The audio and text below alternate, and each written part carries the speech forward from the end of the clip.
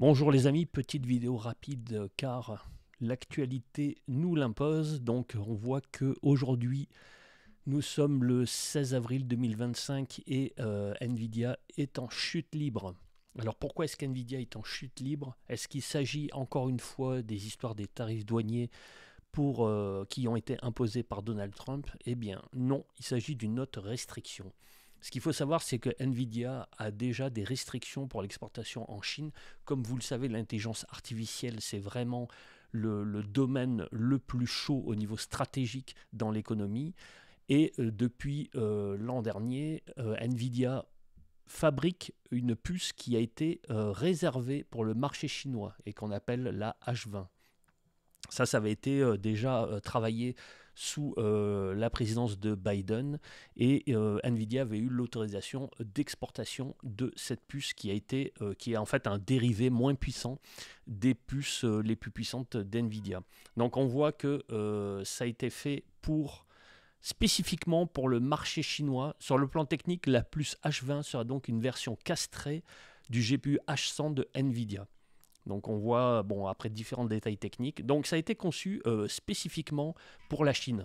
Donc à partir de là, on peut se demander qu'est-ce qui se passe? Eh bien, ce qui se passe, c'est que l'administration Trump, pour l'instant, vient d'interdire donc l'exportation de cette puce en Chine.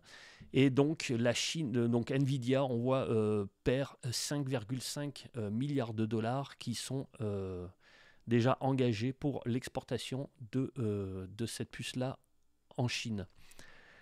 L'action Nvidia a chuté de 7% mercredi après que le fabricant de puces d'IA a révélé qu'il prendrait un coût de 5,5 milliards de dollars avec les nouveaux contrôles surprises du gouvernement américain sur les exportations de semi-conducteurs vers la Chine.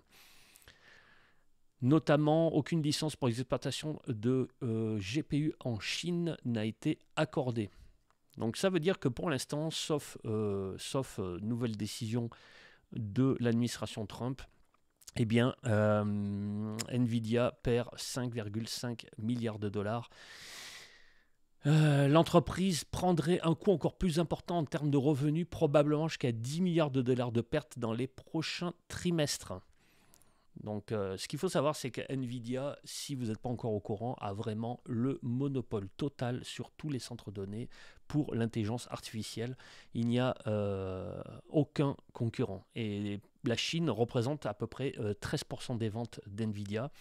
Donc là, l'interdiction du gouvernement américain vient de faire tomber le chiffre d'affaires potentiel d'Nvidia de 13%.